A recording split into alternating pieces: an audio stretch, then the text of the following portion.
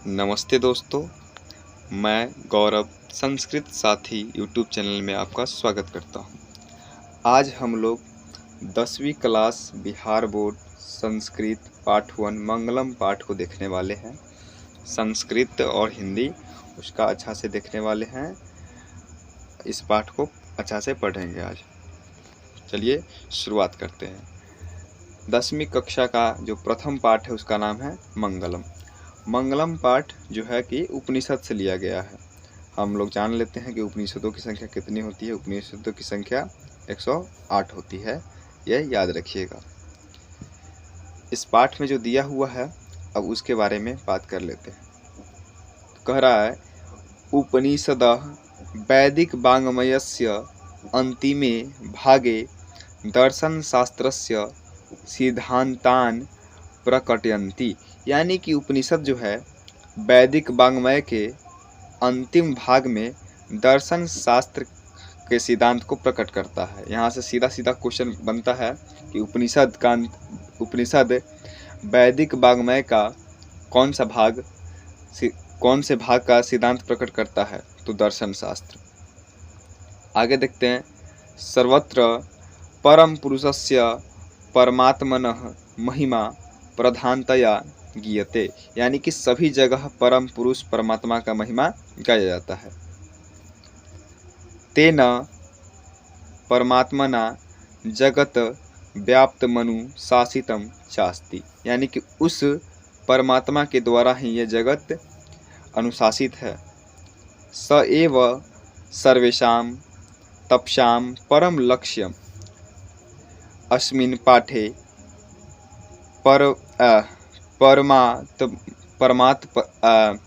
परमात्मपरा उपनिषदां पदात्मकाः पंचमंत्राः संकलिता सन्ति। यानी कि इस पाठ में उपनिषद के 5 मंत्र दिए हुए हैं, जिन्हें हम लोग देखेंगे। सबसे पहला जो मंत्र है वह मंत्र ईशावास्य उपनिषद से दिया गया है। बिहार बोर्ड सीधा सीधे यहाँ से क्वेश्चन पूछता है कि मंगलम चैप्टर का जो पहला श्लोक है वह किस उपनिषद से लिया गया है, तो ईशावास्य उपनिषद से। पहला श्लोक क्या है देखते हैं। हिरण्मयेन पात्रेण सत्यस्यापि हितं मुखं तत्त्वं पुषन् पावृणु सत्यधर्माय दृष्टये। क्या है? हिरण्मयेन पात्रेण सत्यस्यापि हितं मुखं तत्त्वं पुषन् पावृणु सत्यधर्माय दृष्टये। अर्थात सत्स्यापि हितं मुखम। सूर्यदेव से हम जो है कि प्रार्थना कर रहे हैं कि सत्य का मुख ढका हुआ है हिरण्मयेन पात्र से, यानी कि सोने जैसे पात्र से। कि हे सूर्यदेव, सत्य का मुख हिरण्मयेन पात्र से यानी सोने जैसे पात्र से, सोने जैसे बर्तन से ढका हुआ है, जिसके कारण तत्वम पुषन् पावृणु सत्य धर्माय दृष्टये, जिसके कारण मैं उस सत्य को नहीं देख पा रहा हूँ। आप उस सोने जैसे हिरण्मयेन पात्र को हटा दीजिए ताकि मैं सत्य को देख सकूँ, जान सकूँ। पहले श्लोक का यह अर्थ है कि सत्य का मुख सोने जैसे पात्र से ढका हुआ है। हे सूर्यदेव, आप उस सोने जैसे पात्र को, हिरण्मयेन पात्र को हटा दीजिए ताकि मैं सत्य को देख सकूं। जो दूसरा श्लोक है वह कठ उपनिषद से लिया गया है। श्लोक है अरोरनीयान महतो महीयान आत्मस्य जनतोर्निहितो गुहायां तम क्रतुः पश्यति वीतिशोको धातु प्रसाद न महिमानमात्मनः। क्या है? अरोरनीयान महतो महीयान आत्मस्य जनतोर्निहितो गुहायां तम क्रतुः पश्यति वीतिशोको धातु प्रसाद न महिमानमात्मनः। इसका अर्थ क्या हो जाएगा कि अरोरनीयान महतो महीयान, अणु से अणु यानी छोटा से छोटा, और महतो महीयान बड़ा से बड़ा, आत्मस्य जनतोर्निहितो गुहायाम, वह आत्मा यानी छोटा से छोटा और बड़ा से बड़ा वह आत्मा जंतुओं के हृदय रूपी गुहा में रहता है। तम क्रतुः पश्यति वीत शोको धातु प्रसादनमहीनमात्मन, यानी कि जो विद्वान लोग होते हैं उस आत्मा को शोक रहित होकर देखते हैं। तीसरे श्लोक की ओर चलते हैं। तीसरा श्लोक जो है मुंडक उपनिषद से लिया गया है। श्लोक है सत्यमेव जयते नानृतं सत्येन पंथा बीततो देवयानः येनाक्रमणतीस्यो ह्याप्तकामा यत्र तत्सत्स्य परम निधानम। श्लोक क्या है?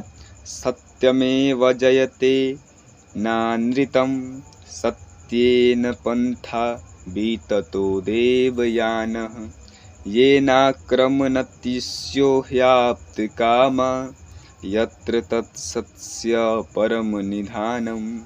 इसका अर्थ क्या हो जाएगा कि सत्यमेव जयते नानृतम, सत्य की हमेशा जीत होती है, ना कि असत्य की। सत्येन पंथा बीततो देवयान, देवता भी सत्य की पथ का, इस सत्य के मार्ग का अनुकरण करते हैं। ये न क्रमणतिस्यो ह्याप्त काम यत्र तत्सत्य परम निधानम, उस देवलोक का भी यानी स्वर्ग का मार्ग भी सत्य से ही खुलता है। सत्य के मार्ग पे चल के ही हम स्वर्गलोक तक पहुंच सकते हैं। चौथा श्लोक है जो कि मुंडकोपनिषद से लिया गया है। चौथा श्लोक है यथा नद्यः स्यान्दमाना समुद्रे अस्तं गच्छति नाम रूपे विहाय तथा विद्वान् नाम रूपाद् विमुक्तः परात् परम पुरुषमुपैति दिव्यम। क्या है? यथा नद्यः स्यन्दमानाः समुद्रे अस्तं गच्छति नाम रूपे विहाय तथा विद्वान् नाम रूपाद् विमुक्तः परात् परम पुरुषमुपैति दिव्यम। इसका अर्थ क्या हो जाएगा कि यथा नद्यः स्यन्दमाना समुद्रे, जहाँ नदी समुद्र में मिलता है, अस्तं गच्छति नाम रूपे विहाय, मिलने से पहले या मिलने के समय क्या करता है? अपने नाम और रूप को त्याग देता है, छोड़ देता है। हम लोग इधर जानते हैं अलग, अगर कोई नदी बह रहा है तो जानते हैं कि इस नदी का फलना नाम है, ये ऐसे ऐसे घूम के आता है, लेकिन समुद्र में मिलते समय क्या हो जाता है? उसका नाम और रूप दोनों नष्ट हो जाता है, वह मात्र रह जाता है क्या? समुद्र। तथा विद्वान नाम रूपाद् विमुक्तः परात् परम पुरुषमुपैति दिव्यम। उसी तरह विद्वान पुरुष परमात्मा से मिलते समय अपने नाम और रूप को छोड़ देता है। अब पंचमा श्लोक की तरफ देखते हैं। पांचवा श्लोक जो है वह पांचवा श्लोक श्वेताश्वतर उपनिषद से लिया गया है। पांचवा श्लोक है वेदाहमितं पुरुषं महान्तं आदित्यवर्णं तमसः परस्तात् तमेव विदित्वाति मृत्युमेति नान्यः पंथा विद्यते यनाय। क्या है? वेदाहमितं पुरुषं महान्तं आदित्यवर्णं तमसः परस्तात् तमेव विदित्वाति मृत्युमेति नान्यः पंथा विद्यते यनाय। इसका अर्थ क्या हो जाएगा? इसका अर्थ हो जाएगा वेदाहमितं पुरुषं महान्तम। कहा गया है कि वेद को जानने वाला पुरुष महान होता है। किस तरह? तो आदित्य वर्णम तमसः परस्तात्, वह आदित्य यानी कि सूर्य के प्रकाश की तरह चमकते रहता है। तमेव विदित्वाति मृत्युमेति नान्यः पंथा विद्यते यनाय, वह जानता है कि यदि हमें परम पिता परमेश्वर से मिलना है तो इस मृत्यु रूपी अंधकार को छोड़ना पड़ेगा। इस मृत्यु के बाद ही परमात्मा हमें मिलेगा। इस तरह से हमारा पूरा चैप्टर समाप्त हो जाता है। इसमें 5 श्लोक थे। पहला श्लोक ईशावास्य उपनिषद से लिया गया था। उसके बाद दूसरा श्लोक है कठ उपनिषद से। तीसरा श्लोक है तीसरा और चौथा मुंडक उपनिषद से। और जो 5वां श्लोक है वे श्वेताश्वेतर उपनिषद से लिया गया है।